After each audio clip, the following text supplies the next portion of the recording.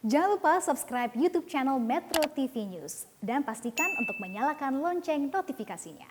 Pemirsa, Masyarakat Anti Korupsi Indonesia MAKI mengajukan gugatan pra-peradilan terhadap Menteri Perdagangan dan Direktur Jenderal Perlindungan Konsumen dan Tertib Niaga Kementerian Perdagangan karena hingga saat ini belum juga mengungkap siapa mafia minyak goreng.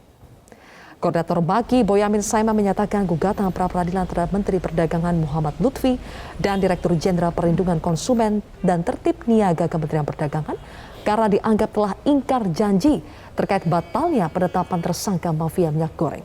Sebelumnya pada Jumat 18 Maret lalu, Menteri Perdagangan Muhammad Lutfi menyatakan pihaknya sudah mengantongi nama para calon tersangka pelaku penimbun minyak goreng dan akan diungkap pada hari Senin tanggal 21 Maret 2022.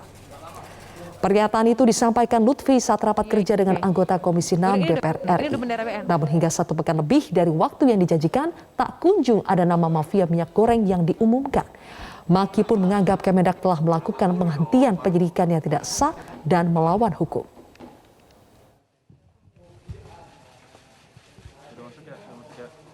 Yang saya lawan adalah Menteri Perdagangan, CQ, Dirjen Perlindungan Konsumen dan Tertib Niaga. Karena di dalamnya ada penyidik pegawai negeri sipil yang memang tugasnya menyidik kalau ada penimbunan kayak minyak goreng langka atau diekspor tanpa kuota, itu adalah kewenangan penyidiknya Kementerian Perdagangan. Nah, kemarin tanggal berapa ya, minggu yang lalu, 10 hari yang lalu mengumumkan akan tersangka 3 hari Senin. Nah, sampai Senin sampai 3 hari kemudian juga tidak ada pengumuman tersangka. Berarti ini sudah dihentikan penyidikannya oleh penyidik pegawai negeri sipil di Kementerian Perdagangan.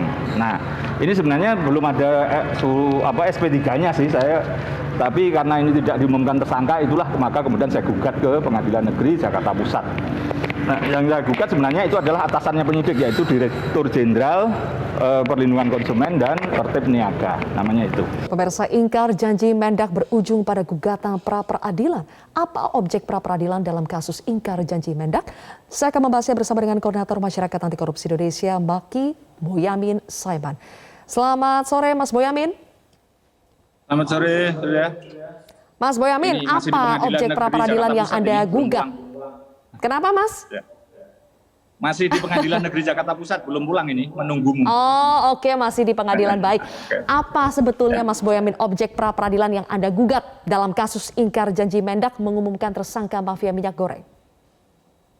Ini sebenarnya kan seperti janji saya di Metro TV waktu talk show itu, saya akan mengajukan gugatan pra-peradilan kalau sampai minggu ini tidak ada penetapan tersangka. Nah, sampai kemarin Senin tidak ada penetapan tersangka, padahal janji Menteri Perdagangan itu pada tanggal 18 Maret, artinya sudah hampir 2 minggu yang lalu, mengatakan akan menetapkan tersangka hari Senin.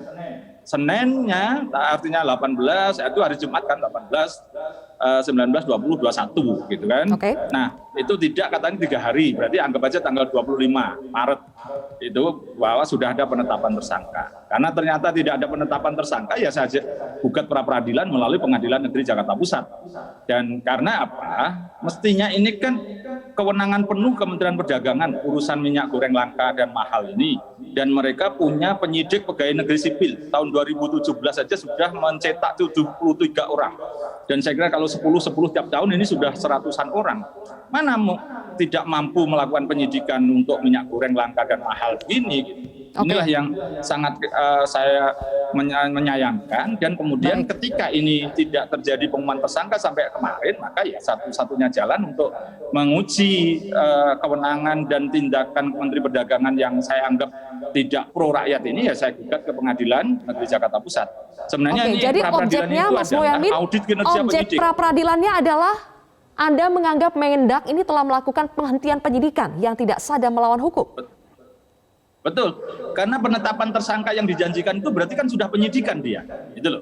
Kalau belum penyidikan tidak bisa menetapkan tersangka.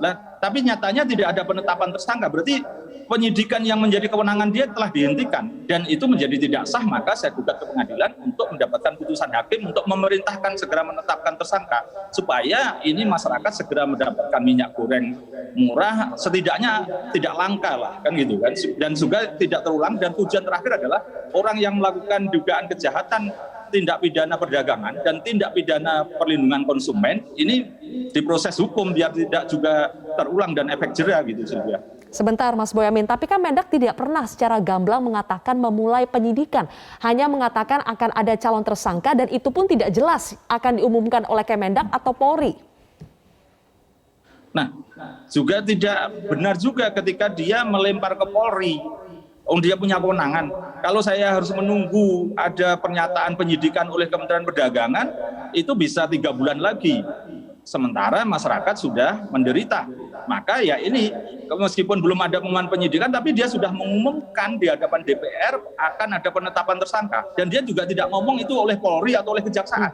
Nah, berdasarkan undang-undang dan juga peraturan pemerintah Kementerian Perdagangan, di sana ada penyidik pegawai negeri sipil. Ya harusnya dia dong, jangan lempar ke Polri atau lempar bola panas ke Kejaksaan. Dia sendiri harus memegang bola panas itu. Maka ini suatu ikhtiar, suatu pintu masuk untuk menguji tindakan atau tidak melakukan tindakan. Jadi hukum itu tidak semata-mata berbuat, tapi tidak berbuat apa yang mestinya dia lakukan itu termasuk melanggar undang-undang.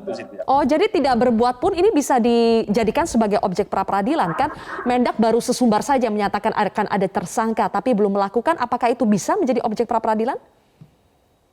Nah, dia ngomong di depan DPR loh, ini pernyataan pejabat publik dan di depan DPR, acara resmi.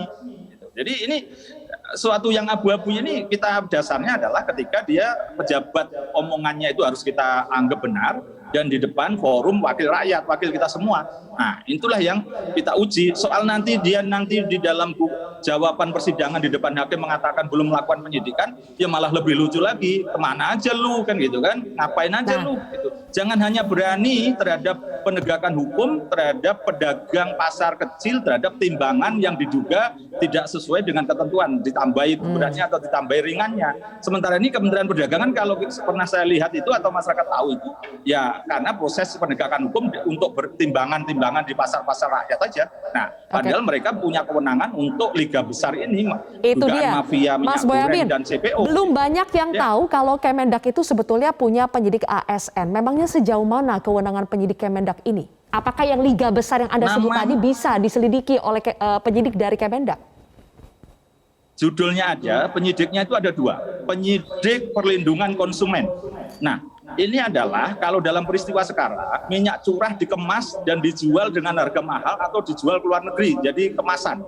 Itu perlindungan konsumen, tidak boleh. Dulu misalnya ada beras di masyarakat, dikemas oleh perusahaan, dijadikan seakan-akan beras premium, harganya lebih mahal, itu diproses oleh kepolisian sebagai perlindungan konsumen. Nah, kalau penimbunan itu sudah pasti masuk tindak pidana perdagangan di pasal 105, 106, 107, ancamannya bahkan 5 tahun, artinya bisa ditahan. Dan kewenangan penyidikan itu juga di PPNS-nya Kementerian Perdagangan. Nah, makanya ini suatu ikhtiar untuk menguji mereka, karena artinya mereka ada, tidak melakukan kewajibannya, tugasnya, sementara rakyat menderita. Maka ya satu-satunya cara untuk menguji kinerja mereka ya pengadilan. Maka saya daftarkan gugatan pra-peradilan ini. Terakhir, Mas Boyamin, kan Maki menilai cara mengajukan gugatan pra-peradilan adalah cara untuk memaksa Kemendak untuk segera mengumumkan tersangka mafia minyak goreng. Tapi ketika seandainya dalam proses pengajuan gugatan pra-peradilan ini ternyata ada tersangka yang diumumkan, baik itu oleh Kemendak maupun oleh kepolisian, apakah gugatan ini akan berlanjut dengan sendirinya atau gugur? Pasti saya cabut, dan saya juga mencabut permintaan saya kepada Paduka Yang Mulia Presiden Jokowi untuk memecat Menteri Perdagangan N. Lutfi. Gitu. Kalau memang besok sebelum sidang ini ada penetapan tersangka, mudah-mudahan ada penetapan tersangka. Memang tujuannya pra-peradilan ini kan adanya penetapan tersangka untuk liga besar. Saya tidak mau kalau liga kecil dan apalagi liga tarkam antar kampung begitu, artinya hanya penimbunan kecil-kecilan oleh masyarakat kita. Saya nggak mau. Ini harus menyangkut 8 perusahaan besar yang sudah saya sampaikan dan menyangkut CPO dan minyak goreng yang memang punya kebun sawit, punya pabrik CPO dan minyak goreng. Jadi harus liga besar. Kalau liga kecil aja saya nggak mau. Baik, oke. Terima kasih Koordinator Maki Boyamin Saiban telah bergabung bersama kami di Metro hari ini.